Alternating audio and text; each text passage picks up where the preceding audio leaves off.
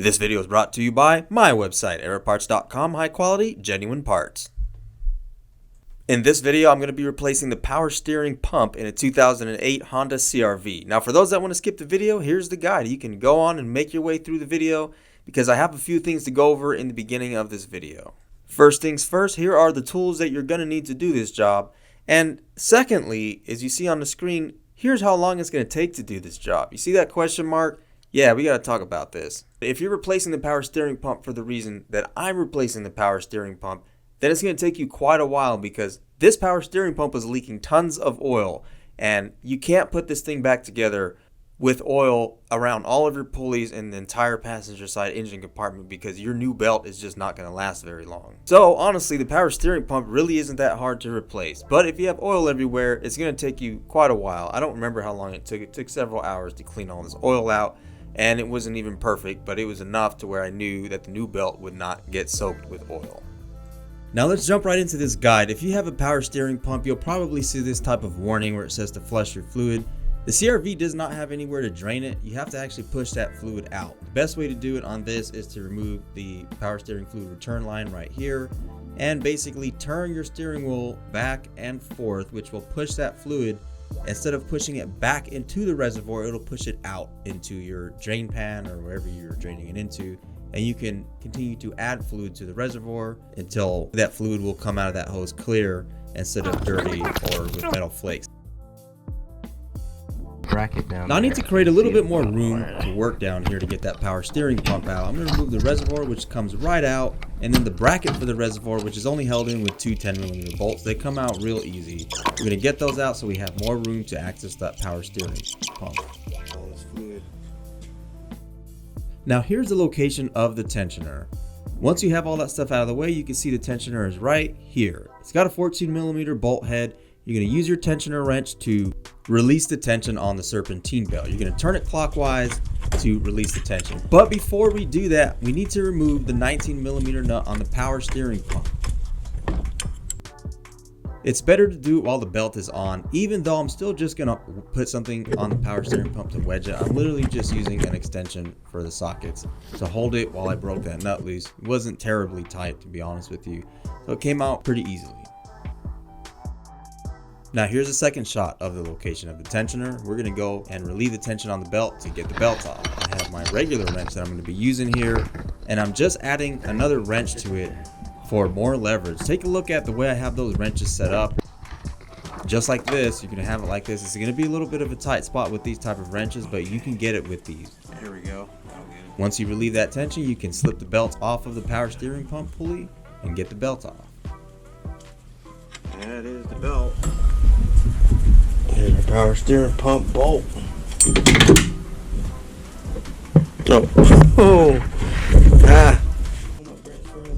I'm gonna wiggle that power steering pump pulley a little bit and then start pulling it off. Good. It's not even. Okay, came off. Here's up close. If it didn't come off, there are two bolts on the top of the power. Now I'm going to remove the high for pressure this power line. steering line that attaches to the power steering pump. It's only held on with two 10mm bolts. You can remove those 10mm bolts and get it on out. Usually your new power steering pump should come with new O-rings, so I wouldn't worry too much about the O-ring on that line, but if you didn't have the O-rings with your new kit, just be careful when you're getting that line out.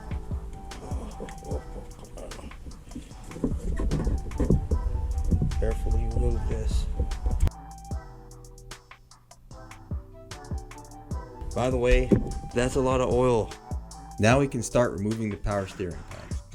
It's got two 12mm bolts, and I did not get close-up footage like I usually do, so I'll put a picture of the power steering pump on the screen so you have an idea of the bolts that are holding this thing to the motor.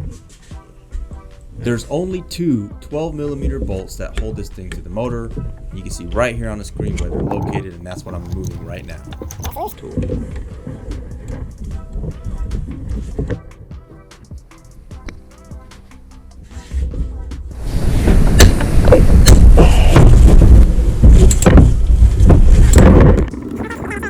Once those bolts are loosened up, you can get that power steering pump on out.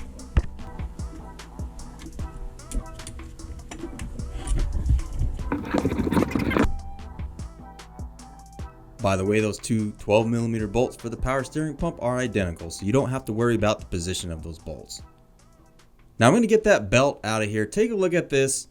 This thing is soaked in oil. Technically, it's contaminated and it should be replaced again. This is only a 1-week-old belt. I replaced this a week ago as an emergency repair because the old belt tore and came off. It was all soaked with oil.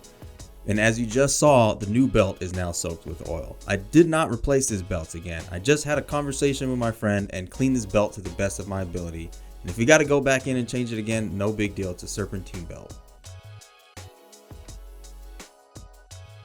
Now here's where you can jack up the CRV. You don't necessarily have to jack your vehicle up to do this job, but it's going to make it a million times easier, to be honest with you. And of course, if you have tons of oil down there, you're going to have to jack it up so you can get that passenger side wheel off and clean a lot of that oil. Down here is what we're going to have to do here. Everywhere. So I don't really know. Wow. All right. And there will be more cleaning down here. Holy smokes, man. Wow. So this is what I was talking about. If yours looks like this, you really need to get down here and start cleaning some of this stuff up. It doesn't have to be perfect. As you can see here, I cleaned up as much as I could. It's not perfect, but it's much better. And I feel much more confident putting a new belt on that than putting a new belt on the way it was before. I just don't want the thing soaked in oil. As you can see, it's much better than before. So that's what we're going for. I don't want an oil soaked belt. We're going to start putting it back together. Now we can start putting it back together. The new power steering pump goes back on and we have the two 12mm bolts. Once again, there's a picture of the power steering pump on the screen for a reference of the location of those bolts. I took this little piece off too. The new power steering pump didn't have this with it, so I ended up transferring it over to the new pump.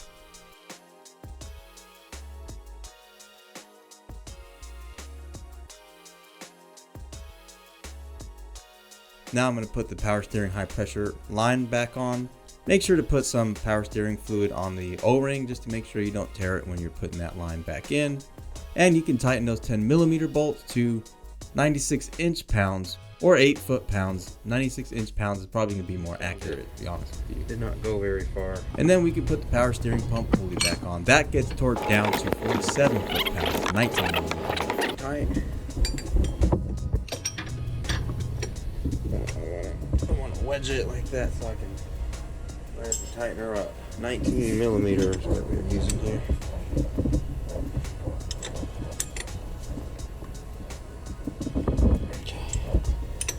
That's fine. That's good. Now we're going to start putting the serpentine belt back on. There's a trick that I have, and it's just using a zip tie on the crank pulley. You don't need to do this if you have a second pair of hands. You just have somebody hold the belt. It's kind of obvious here, but here's the diagram in the corner to help you on which way to route the belt, which pulleys to route it around. And here's how I use the zip ties. I actually ended up using 2 zip ties because one was not long enough, which is no big deal. I just attach them together and then tighten them around that pulley and the belt, so it just held the belt while I was routing it around the other pulleys. Which it can be done in a parking lot. It's just a pain. I can guarantee that.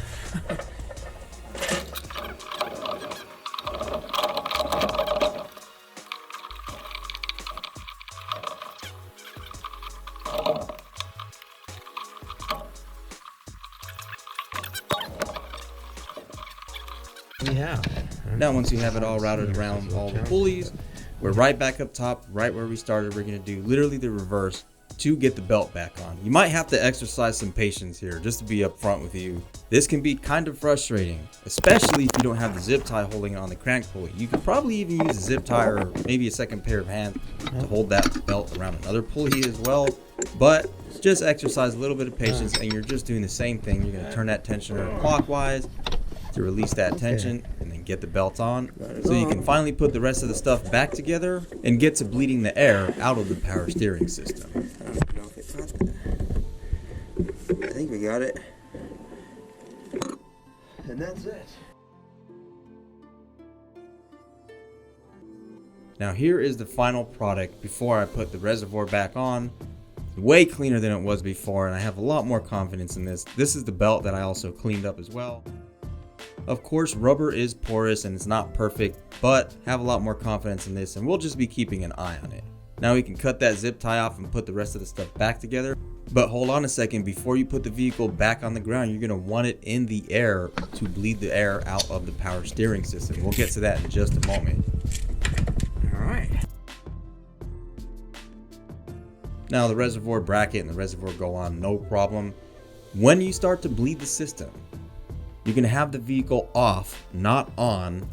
Turn the steering wheel all the way to the left and then fill the reservoir.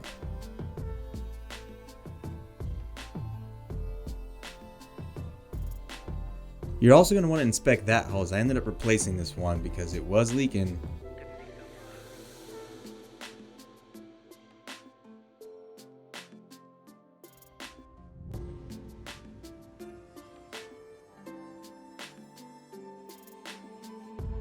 Now that it's all back together, we're going to turn it to the left first and then fill it with fluid. And then we're going to turn the steering wheel all the way to the right, all the way to the left, potentially up to 40 times to get the air out of the system. You can actually see some of the air bubbles here. You can feel the resistance on the steering wheel as well as you get all the way to the left lock and the right lock. So be very mindful, because you see how this fluid is rising a little bit.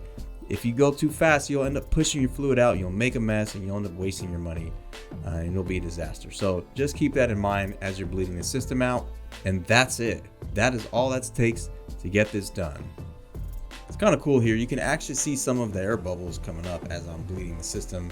Just pretty satisfying to see. But that's it. The only thing left to do is to put it back together and take it for a test drive. If this video helped you out, make sure to subscribe to the channel, because there's more videos on this Honda CR-V coming up. I might even do some vehicle reviews in this one, because I actually like this vehicle.